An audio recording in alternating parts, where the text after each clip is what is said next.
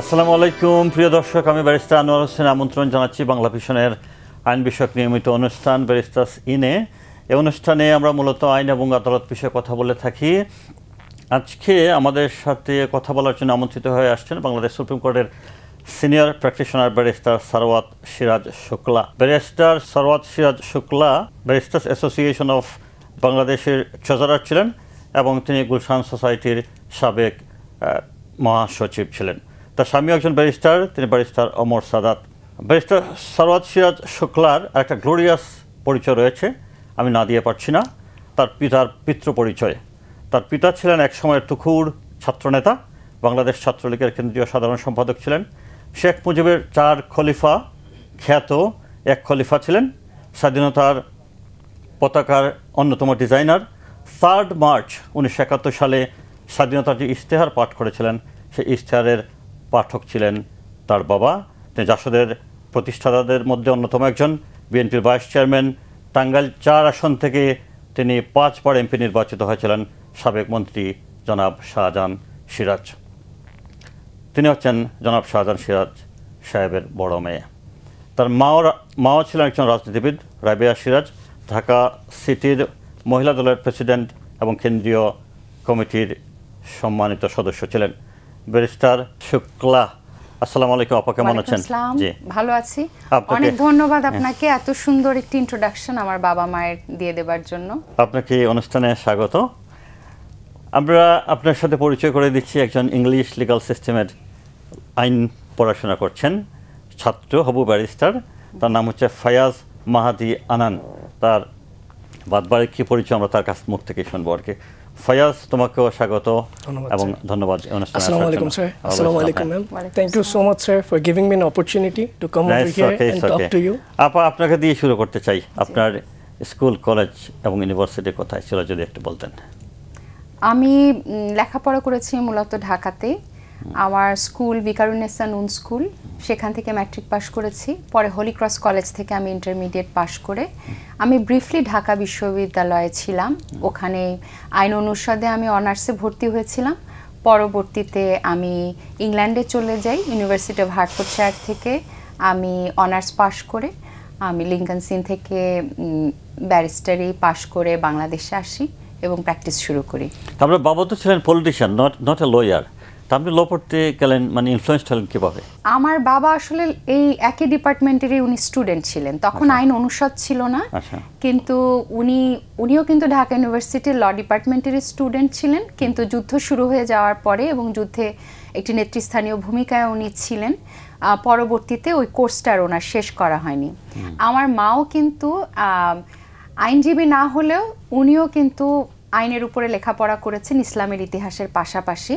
আমার নানা এবং দাদা উভয় আইনজীবী ছিলেন। সেখান থেকে হয়তো একটা পারিবারিক ইনফ্লুয়েন্স ছিল। জি জি। আচ্ছা, এই অনুষ্ঠানের মাধ্যমে আমরা আমাদের প্রয়াত ব্যারিস্টার যারা ছিলেন, দিকপাল ব্যারিস্টার, তাদের একজনকে স্মরণ করি। আজকে আমি স্মরণ করতে চাই একজনকে, তার নাম আমি বলবো, আপনি যদি তার পাশে একটু বিশেষণ সংযোজিত করেন। আমি স্মরণ করতে চাই ব্যারিস্টার সিগমা হুদাকে। ব্যারিস্টার সিগমা হুদাকে আমি গভীর শ্রদ্ধার সাথে স্মরণ করছি।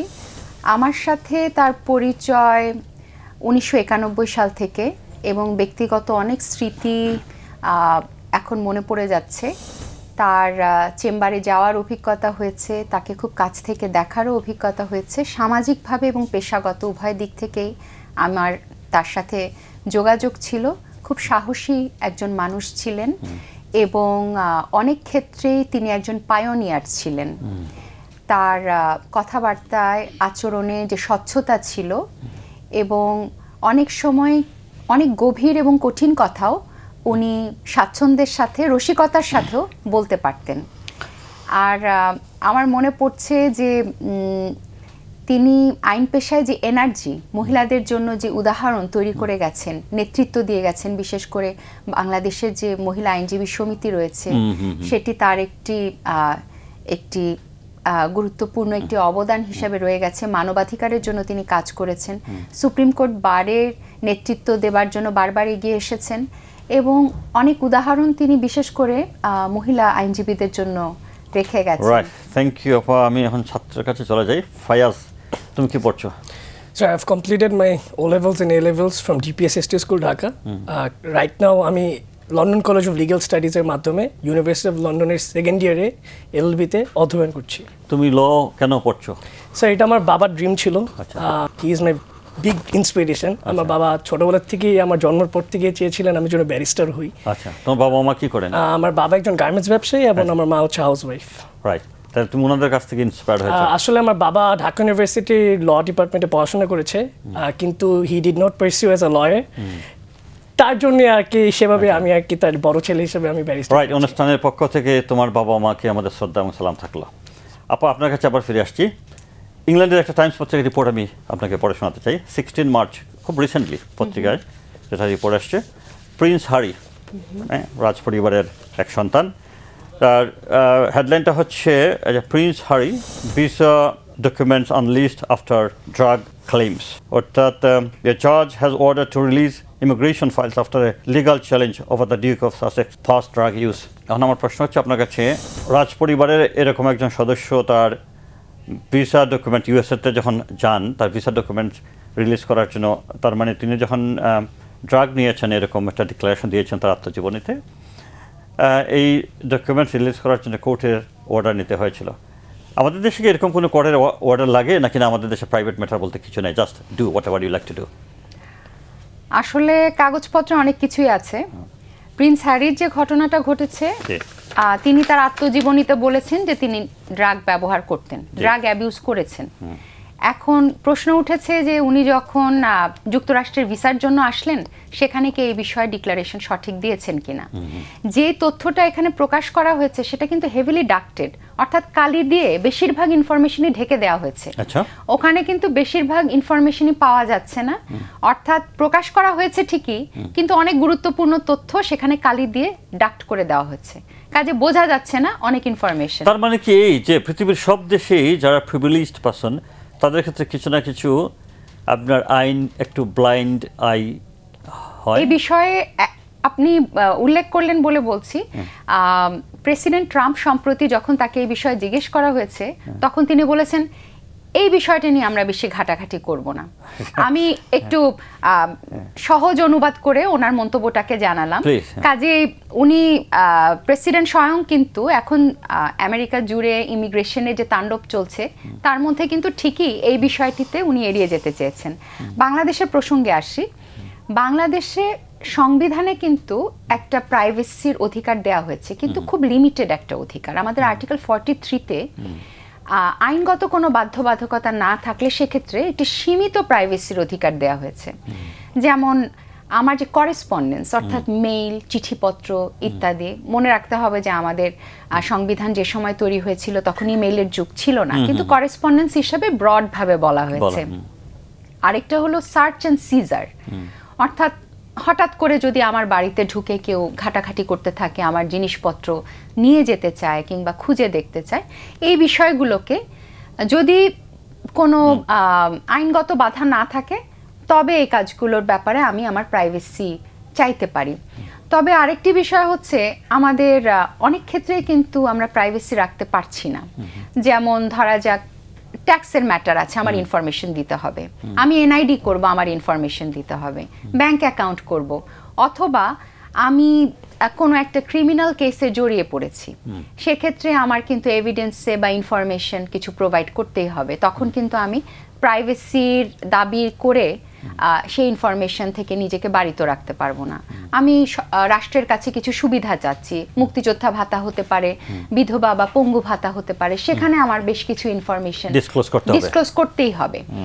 এবং কোনো ক্ষেত্রে যদি গভর্নমেন্টের কোনো এজেন্সি আমার বিরুদ্ধে কোনো ইনভেস্টিগেশনে যেতে চায়, তারা কিন্তু আমার কাছে ইনফরমেশন দাবি করতে পারে। রাইট, ওকে আপা, আমরা আসলে অনুষ্ঠানে ভিউয়ার্সের কাছ থেকে আমরা ইন্টারনেট অর্থাৎ ইমেলের মাধ্যমে প্রশ্ন আহ্বান করে থাকি। আমরা সবারই প্রশ্ন যদি যৌক্তিক প্রশ্ন হয়ে থাকে পর্যায়ক্রমে দিয়ে থাকি। আজকে আমরা দুটি প্রশ্ন আপনার সামনে উপস্থাপন করতে হবে, অনেকগুলো প্রশ্ন পেয়েছি।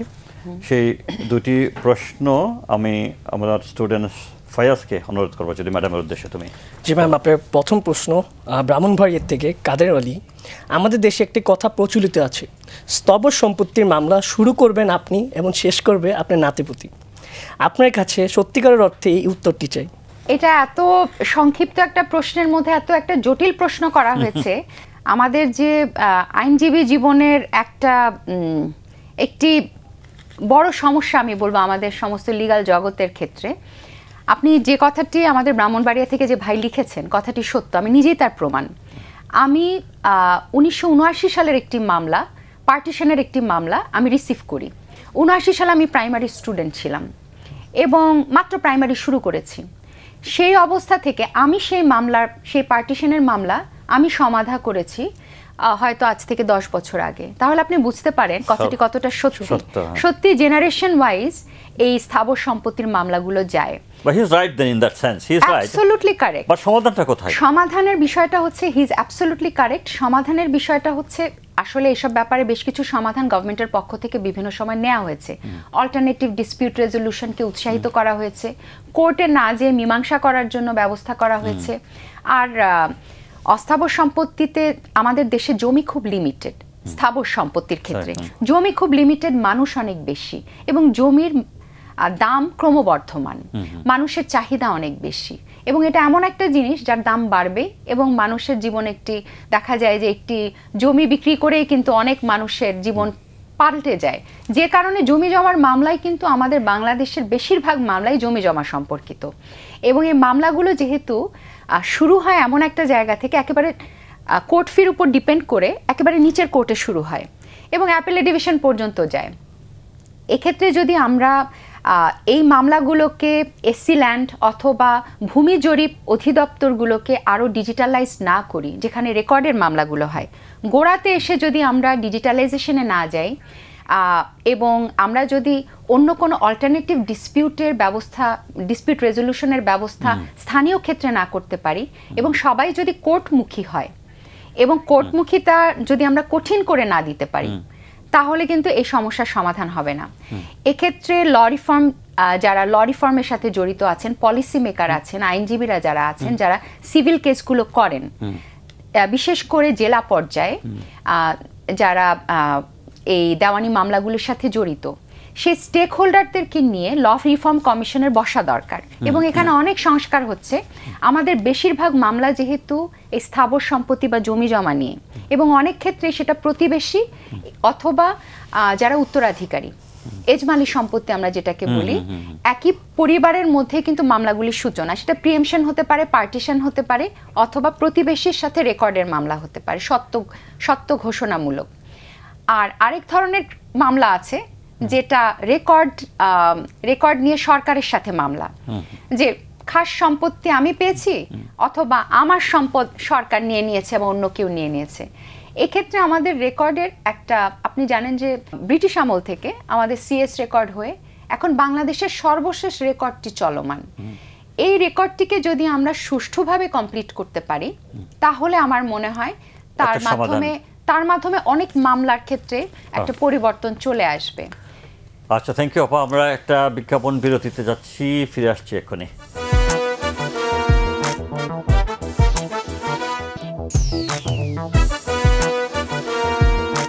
আমরা ফিরে আসছি বিজ্ঞাপন বিরতি থেকে। প্রিয় দর্শক, আমাদের সেকেন্ড কোয়েশ্চনটা নিয়ে নিচ্ছি এখন, তুমি যদি ম্যাম। সেকেন্ড প্রশ্ন মাহমুদ মিরাজ ময়মনসিংহ থেকে। আমরা যে কোনো কিছুতেই সংবিধানের দোহাই দিতে থাকি, এটা করা যাবে ওটা করা যাবে না। আপনার কাছে আমার প্রশ্ন, সংবিধান আমাদের জন্য নাকি সংবিধানের জন্য আমরা? খুব সুন্দর প্রশ্ন।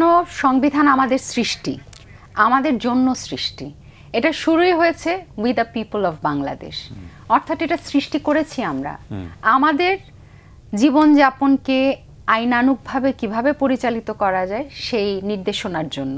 সংবিধান অবশ্যই আমাদের জন্য। কিন্তু বিগত 17-18 ইয়ার্স আমরা দেখে আসছি সবকিছু সংবিধানের দোহাই দিয়ে করা হচ্ছে।